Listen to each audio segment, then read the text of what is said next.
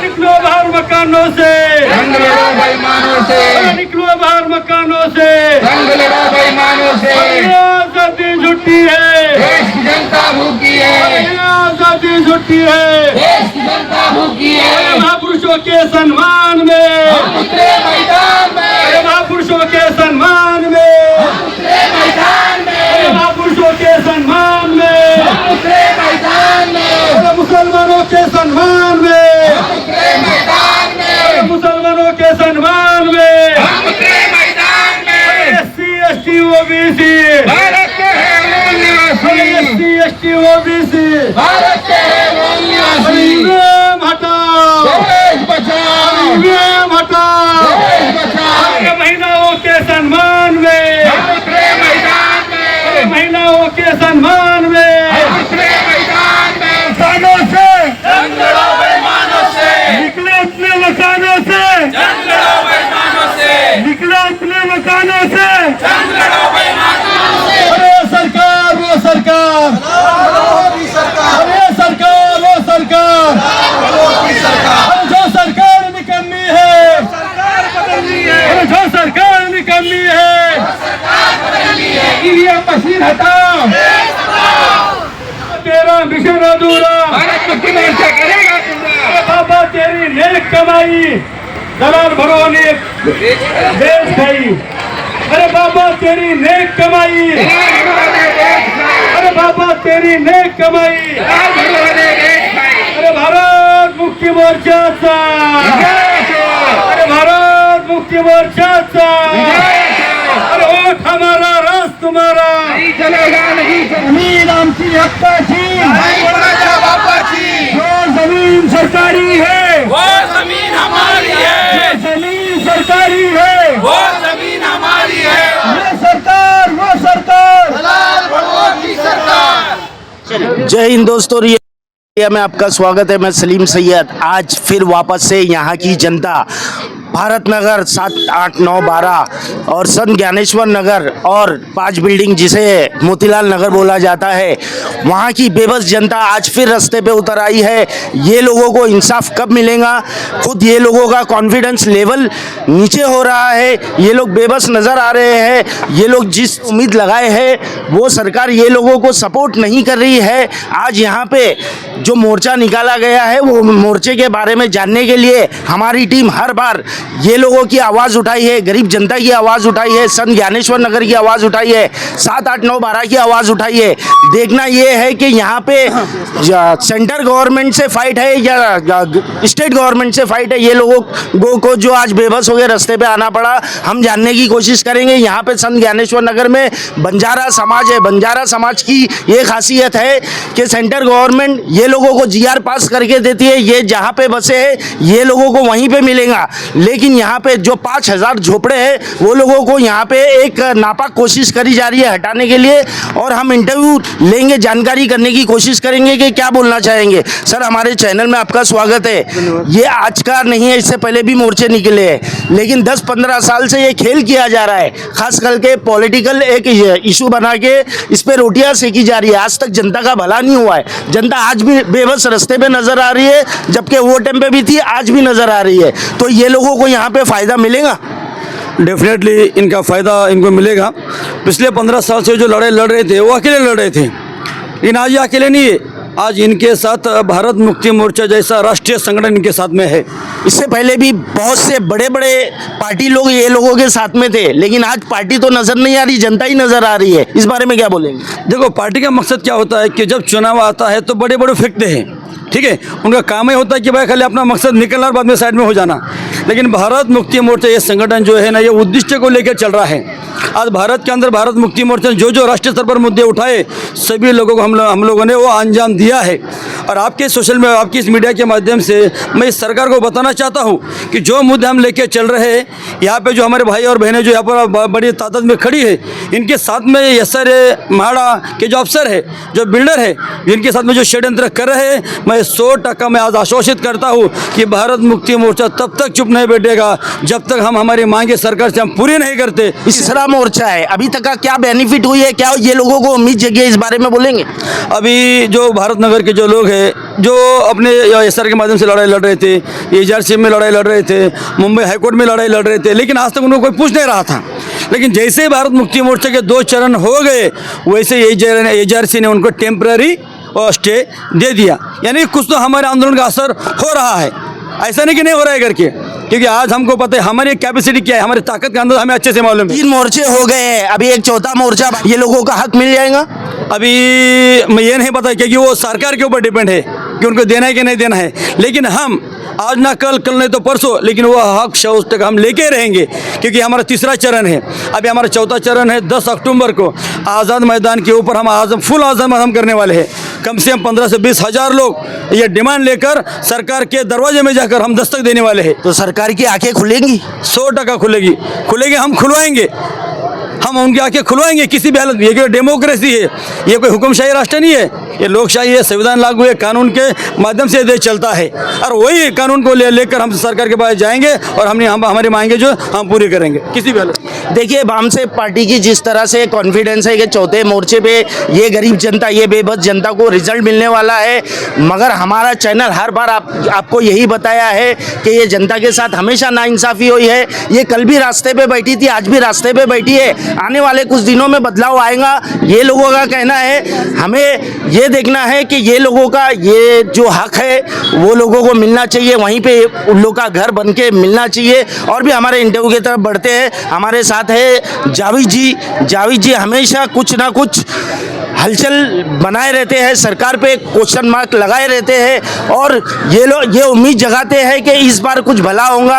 हर बार जावेद जी हमेशा एक्टिव रहे हैं। जावेद जी, हमारे चैनल में आपका स्वागत है। सब में पहले तो मैं ये बताऊंगा कि जनता के साथ कई सालों से खेल किया जा रहा है। ये नादान जनता, ये भोली भाली जनता और पॉलिटिशियन हमेशा ये लोगों का फ़ायदा उठाते हैं। तो मुझे ऐसा लग नहीं रहा है कि इस बार ये लोगों का कुछ भला होगा, जहाँ इतने सालों में नहीं हुआ। आगे ये लोगों के लिए क्या राहत है? देखो, जनता की ये कुछ जनता के साथ नहीं है, मेरा हमेशा कहना है। जब से देश आज़ाद हुआ है तो आज़ादी चंद लोगों को मिली है, बाकी आज भी हम गुलाम हैं। हमारा नारा यही है ना कि ये आज़ादी झूठी है, देश की जनता भूखी है। 70 साल 75 साल देश को आज़ाद होके हो गए, लेकिन आज जो गरीब है गरीब ही है और जो अमीर है वो अमीर बनते जा रहा है। क्यों बनते जा रहा है? क्योंकि हमने हमेशा सरकारें अपनी जाति, अपने धर्म, अपने हिसाब से किए। हमने कभी भी ऐसे लोगों को संसद में नहीं भेजा जो लड़ाई लड़ने के लिए, बहुजन समाज की लड़ाई लड़ने के लिए तात्पर्य रहे। देश भर में जनता आज रास्ते पे उतर आई है। जिस तरह से सेंट्रल गवर्नमेंट चल रही है, ईवीएम की गड़बड़ी नजर आई है, लेकिन यहाँ पे कुछ चेंजिंग नजर नहीं आ रही है। इस बारे में क्या बोले? देखिए, हमारा मुद्दा जो है ना, 2005 से जब से ईवीएम आई है, जब से वाम से वो भारत मुक्ति मोर्चा, उसके ऑफिसर जितनी भी विंग्स है, वो ईवीएम के खिलाफ लड़ ली है।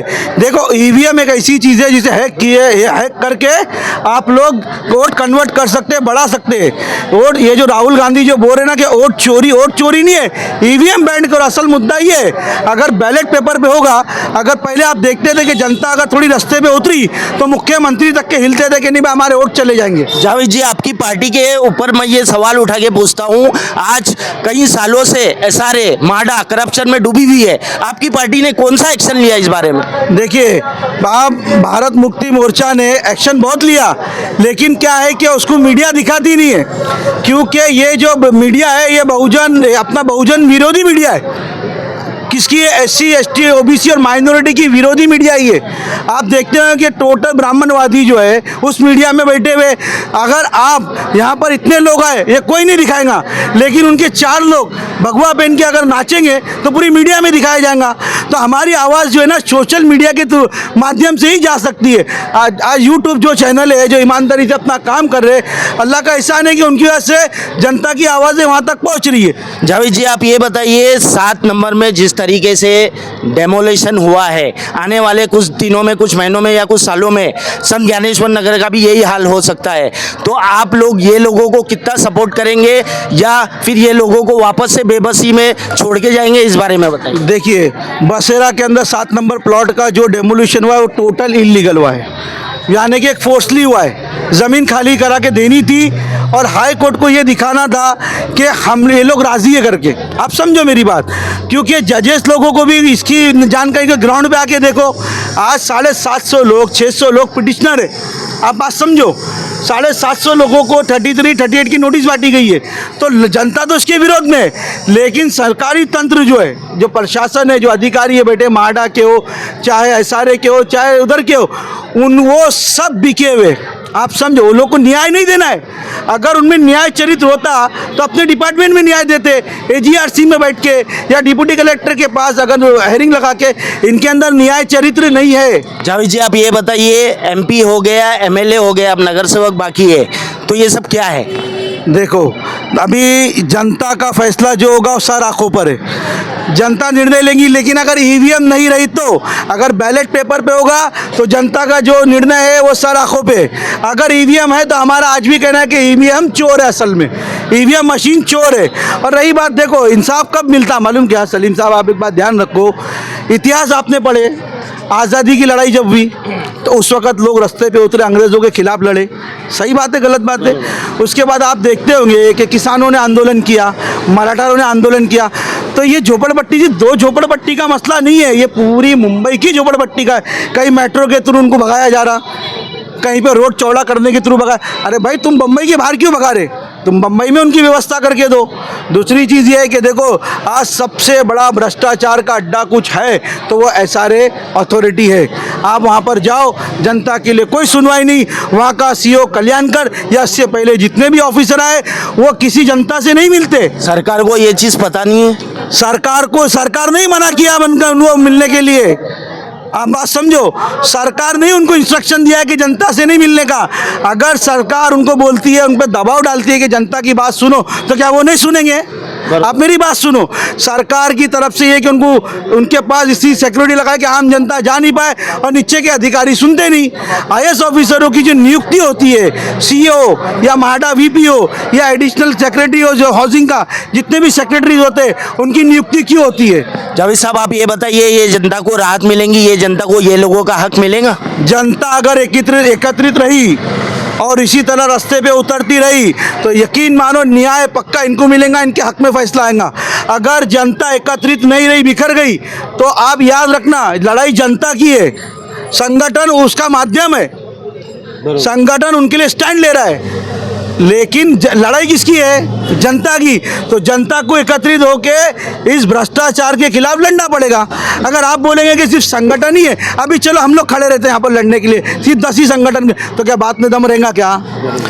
लड़ाई किसकी है? जनता के घरों की है, संगठन माध्यम है। संगठन, जनता अपनी रोजी रोटी देखे या ये सब चीज में घुसी रहे? क्योंकि ये लोगों के पीछे एक जिम्मेदारी होती है, ये लोग बेबस रहते हैं, सुबह काम पे जाना है, शाम में घर चलाना रहता है। ये लोगों को ये पता नहीं है, ये सिर्फ अपने नेताओं से उम्मीद रखते हैं। इस बारे में क्या बोलते? देखो, नेताओं से उम्मीद रखना ही तुम्हारी सबसे बड़ी गलती है, वो भी खास करके अलग अलग पार्टियों से, जो ब्राह्मणवादी पार्टियाँ है और जो ब्राह्मणों की गुलाम पार्टी है। मतलब अलायंस में जो है ना, वो ब्राह्मणों की गुलाम पार्टी है। आप उनसे उम्मीद रखते हैं कि बहुजनों को वो अपना न्याय देंगे। अगर न्याय देने के उनमें न्याय चरित्र होता तो आज ये रास्ते पे नहीं बैठे होते। अगर उनमें न्याय चरित्र होता तो रास्ते पे नहीं बैठे होते। कितने आंदोलन हुए? 3 आंदोलन SRA पे हुए। उसके बाद सरकार के खिलाफ, जहाँ मतलब उनके खिलाफ डेलीगेट जहाँ दूसरा तीसरा चरण है, क्या किसी सरकारी आदमी ने कहा कि भाई आओ, आपकी क्या समस्या है, मैं सुनने को तैयार हूँ? क्योंकि इनमें न्याय चरित्र नहीं है। ये भ्रष्टाचार से भरे हुए पूरे ऐसे ड्रम है कि जिसको फोड़ना बहुत ज़रूरी है। देखिए जिस तरीके से जावेद जी ने एक अच्छा इशारा दिया है, बहरहाल जो भी हो जनता का जो मसला है हल होना चाहिए। ये लोगों पे जिस तरीके का जुल्म हुआ है वो लोगों पे कार्रवाई होना चाहिए, खास करके एसआरए के पद अधिकारियों पे, माडा के लोगों पे। और भी हम हमारे अगले इंटरव्यू की तरफ बढ़ते हैं। हमारे साथ है नासिर। नासिर से पूछेंगे, ये प्लॉट नंबर 7 के एक जिम्मेदार हमेशा लोगों के बीच में रहे हैं। नासिर जी हमारे चैनल में स्वागत है। जिस तरीके का वहाँ पे आपके प्लॉट में जो मसला हुआ था उस बारे में क्या बोलेंगे, और ये पार्टी से आप क्या उम्मीद रखते हैं? पहले तो मैं आपका बहुत बहुत शुक्रिया धन्यवाद करना चाहता हूँ, आपके चैनल का, रियल न्यूज़ ऑफ इंडिया का। और मैं ये बताना चाहता हूँ, हम यहाँ आज मौजूद है इसके लिए कि हम हमारा हक ले सके, क्योंकि हम लोग हैं माडा के टेनेंट। हम लोग यहाँ कम से कम 1975-1976 से हम लोग इधर रह रहे, तो हम लोग हैं माडा के अलॉटिस। तो हम लोग को एसआरए में ज़बरदस्ती जानबूझ के ढकला गया, और कब ढकला गया और किसने ढकला, किसने हम लोग को एसआरए में कन्वर्ट किया माडा से, हम लोग को अब तक ये जानकारी नहीं मिली है। ना हमारी कोई साइन हुई, ना हमारी कोई सोसाइटी से मीटिंग हुई। तो हम लोग को ये जानना है कि हम लोग एसआरए में कब कन्वर्ट हुए और कैसा हुआ। नासिर जी आप ये बताओ कि इतने सालों से ये जद्दोजहद चालू है, लेकिन पॉलिटिशियन से आप लोगों को क्या फ़ायदा मिला? पॉलिटिशियन देखो आते हैं अपने अपने इसमें, अभी जैसे हमारे पिछले भी नगर सेवक थे वो भी आए और बातें किए चले गए। हर एक लोग है, एमएलए हो गया, जो भी है एमपी हो गए, ये सब अपने वादे करते और आश्वासन देते और चले आते। हमारे को हमारा न्याय और हमारे को हमारा हक नहीं मिलता है। इसके लिए हम आज सड़कों पे उतरे हमारा हक लेने के लिए। ये हमारा आज तीसरा मोर्चा है, समझे। इससे पहले हम लोग ने 2 मोर्चे ले चुके और अल्हम्दुलिल्लाह अल्लाह के करम से इतना अच्छा हुआ है कि हमारी अभी सुनवाई अधिकारी लोग कर रहे हैं। देखिए जिस तरह से नासिर जी ग्राउंड लेवल पे रहते हैं, इनको पता है कि ये कितने पॉलिटिशियन आए और गए। अब ये लोगों को एक कॉन्फिडेंस जगा, एक उम्मीद जगी है कि ये लोगों को इंसाफ मिलेगा। और भी इंटरव्यू की तरफ बढ़ते हैं। हमारे साथ है राजेश भाई। राजेश भाई से हम पूछेंगे कि पार्टी के पद अधिकारी है, पार्टी जनता के सपोर्ट में कितने देर तक खड़े रहेंगी, कब तक खड़े रहेंगी, क्या ये लोगों को हक मिलेगा, इस बारे में हम जानने की कोशिश करेंगे। राजेश जी हमारे चैनल में आपका स्वागत है। जिस तरीके से आपके 3 मोर्चे हुए और भी मोर्चा एक बाकी है, लेकिन अभी तक का ये लोगों का रास्ता नहीं निकला, इस बारे में क्या बोलेंगे? आपका शुक्रिया भाई। सबसे पहले तो मैं ये बताना चाहता हूँ कि आज जो आपके YouTube चैनल द्वारा जो यहाँ पर लोगों को जो समस्या है वो रखने की आप जो बात रख रहे हैं उसके लिए आपका शुक्रिया गुजार करता हूँ। सत्ता में बैठे हुए जितने भी दलाल भड़वे हैं शासन प्रशासन में, न्यायपालिका में, वो सभी बैठे हुए ब्राह्मण हैं, और ब्राह्मणों से उम्मीद रखना मतलब खुद के लिए बेवकूफ़ी है। और हमारा संगठन और संगठन के जितने भी ऑफशूट विंग है, हम रास्ते की लड़ाई लड़ते हैं, क्योंकि हमें पता है कि सत्ता में बैठे हुए जो लोग हैं वो कभी हमको न्याय नहीं देंगे। और जो हमारे मजलूम तबके के जो लोग हैं उनको जानकारी ना होने के वजह से, ना अभाव के वजह से ये समस्या पैदा हुई है। और स्लम एरिया में हम देखने जाएंगे तो दलाल भड़वों की निर्मित और चमचे हर जगह है, लेकिन उनको भी जानकारी ना होने के वजह से वो तकलीफ में आते हैं। आप जिस मुद्दे पे काम कर रहे हो वो मुद्दे पे 2 नस्ल चली गई है, 2 नस्ल दुनिया से चली गई है, अब तीसरी नस्ल है। तो ये लोगों का हक मिलेगा, ये लोगों के बच्चे लोग का भविष्य खतरे में है, इस बारे में क्या बोलेंगे?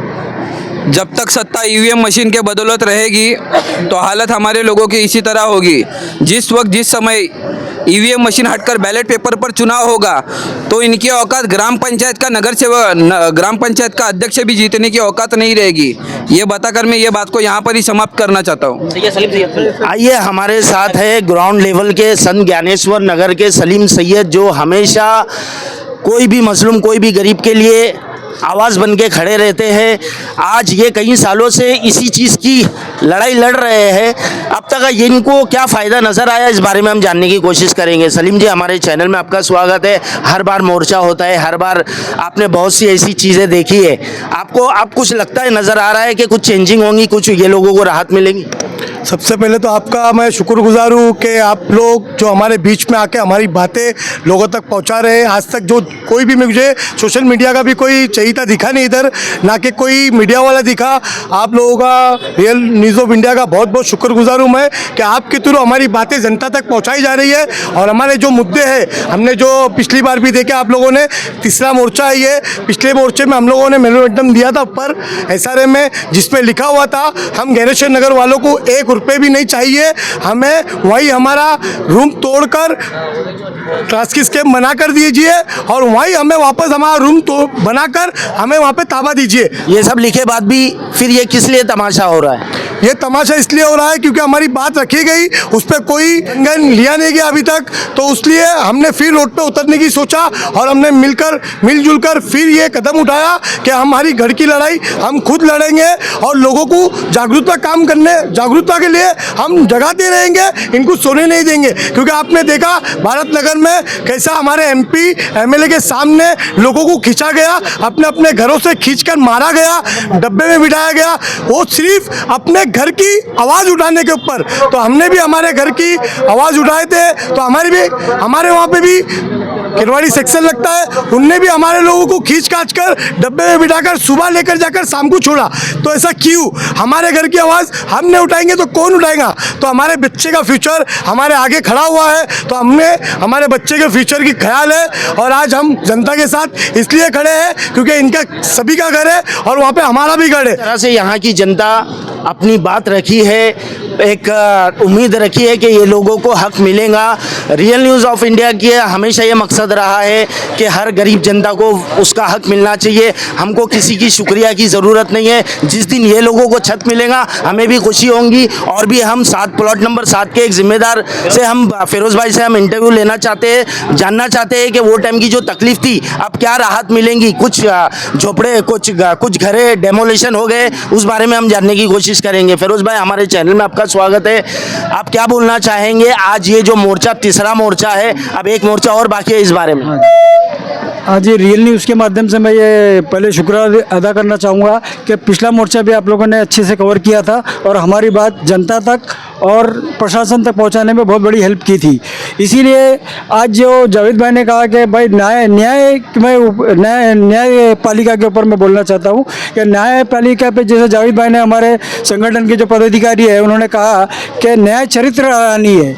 न्याय चरित्र के साथ साथ उन लोगों के अंदर संवेदनहीन भी हो चुके हैं। जो जजेस बैठे हुए हैं वो किसी भी सोसाइटी को बोल देते हैं ये इलीगल है। जैसे डोंबिवली में इतनी सारी बिल्डिंगें तोड़ने का आदेश दे दिया, जैसे मीरा भाईंदर के अंदर इतनी बिल्डिंगें तोड़ने का ऑर्डर दे दिया।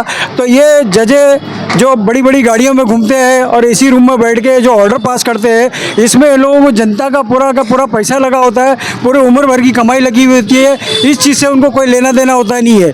बिल्कुल संवेदनहीन होकर ये सारे काम में ऑर्डर दिए जा रहे हैं।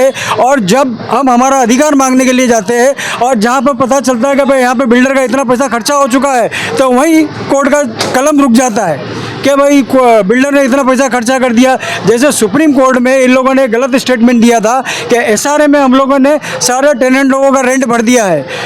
ये हमारे मोर्चे से और हमारे संगठन की वजह से, स्पेशली बामसेफ और भारत मुक्ति मोर्चा, राजेश भाई, जावेद भाई और हमारे नितिन भाई के ये जो मेहनत है और हमारे जो मोर्चे है, इसका ये कमाल हुआ है कि पिछली बार SRA ने AGRC में हम लोगों को सीरियसली सुना।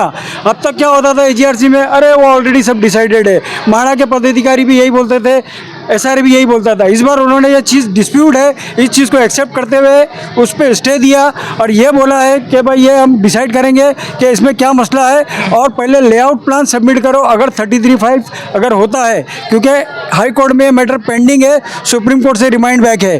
तो हम लोगों का इतना ही बोलना है कि जब तक ये डिसाइड नहीं होता है तब तक स्टे कंटिन्यू रहना चाहिए। जनता देखिए किस तरह से बेबस है, न्यायालय से भी उम्मीद छोड़ बैठी है क्योंकि वहाँ पे भी इंसाफ नहीं मिल रहा। तो ये मासूम जनता जाएंगी कहाँ पे? और इंटरव्यू की तरफ बढ़ते हैं। क्या बोलेंगे इब्राहिम जी? हमारे चैनल पे आज आप देख रहे हैं यह तीसरा मोर्चा है, आपको क्या लगता है कि ये पार्टी से आपको राहत मिलेंगी, ये जनता को राहत मिलेंगी? देखो, आप जो खिदमत कर रहे हैं उस पर तो आपका शुक्रगुजार है पहले कि आप लोग आए और यहाँ साथ दिए। सर, हम जनता की आवाज़ है, इसके लिए आपका शुक्र अदा करते हैं इस पर। और दूसरी बात जो है, सबसे ज़्यादा साथ जो है हम लोगों को, जब हम परेशान हैं तो भारत मुक्ति मोर्चा वालों ने दिया है, और आज उनके साथ देने की वजह से हमारे पास एक मजमा जमा हुआ है, जिसकी वजह से हम अपने अधिकार के लिए लड़ रहे हैं। तो हमारा जो सबसे ज़्यादा बुरा करने वाले हैं वो दो डिपार्टमेंट है, कि माड़ा एक है SRA। अब इन्होंने हमको उठाकर जो है माड़ा के टेनेंट गैजेट लैंड से निकाल कर जो है हम लोगों को 3C में डाल दिया है। आप हमारे चैनल के माध्यम से सरकार को, CM को, होम मिनिस्ट्री को और हाउसिंग मिनिस्टर को क्या मैसेज देना चाहेंगे? देखो, सरकार सारी बहरी है इस वक्त, और सिर्फ सरकार आँख से चल रही है, और आँख पे सिर्फ दो ही चीज़ देखती है, कि पैसा और दूसरा है ओहदा। अगर इनको कुछ कहना है तो सारी आवाम को अपनी जिम्मेदारी समझकर सब चीज़ अदा करनी होगी। जब आवाम अपनी जिम्मेदारी पे आ जाएगी तो हुक्मरान अपनी जिम्मेदारी पे आ जाएंगे। तो आवाम सोई है सबसे पहला।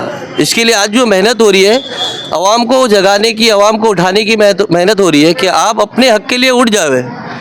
और जो आवाम खौफजदा है कि भाई किसी कोई भी प्रोपेगेंडा होता है और उसमें डराया जाता है, धमकाया जाता है, उसमें आवाम आ जाती है और आपस में लड़ा दिया जाता है। तो आवाम को चाहिए कि आपस में नहीं लड़े, अपना जो हक है उस हक के मुताबिक अपना काम करे, अपने परावे बनावे और उसको फॉलो करे। जैसे आज हम लोग बसेरा की सोसाइटी की तरफ से खड़े हैं, हम लोगों को 800 कंप्लेंट डालनी थी, लेकिन हम लोगों ने 200 ही डाली, जिसकी वजह से सारा डिपार्टमेंट हमारी बात सुन रहा है। और इसके अलावा जो है और भी बहुत सारे हैं। इसके लिए मैं तो हमारी जनता से भी बोलना चाहूँगा कि भाई हम सब जो है रोज़ रात में 9 बजे से भारत नगर प्लॉट नंबर 7 की अंजुमन में बैठ रहे हैं। आप सभी आवे, अपने खुद के इंडिविजुअल परावे बनावे, अपने अधिकार के मुताबिक अपने हक को तस्लीम करें और अपने हक को वसूल करें। तो इंशाअल्लाह अल्लाह ने चाहा तो सारी चीज़ दुरुस्त हो जाएगी, और आने वाले दिनों में इंशाअल्लाह सब दुरुस्त हो जाएगा अल्लाह ने चाहा तो। देखिए, जिस तरह से एक जनता के साथ में रहने वाले लोगों का कहना है कि यहाँ पे जो मसले आते हैं, खास करके जनता सोई हुई है, जनता की भी कुछ गलती है, और इसमें मेजर प्रॉब्लम आता है जब भी डेवलपमेंट का काम होता है तो हमारे बीच का एक दलाल होता है जो कि पूरी सिस्टम को बहकाता है, भटकाता है, और ये बिल्डर के इशारों पे किया जाता है। ऐसे अपडेट बताते रहेंगे, तब तक आप बने रहिए। जय हिंद, जय महाराष्ट्र।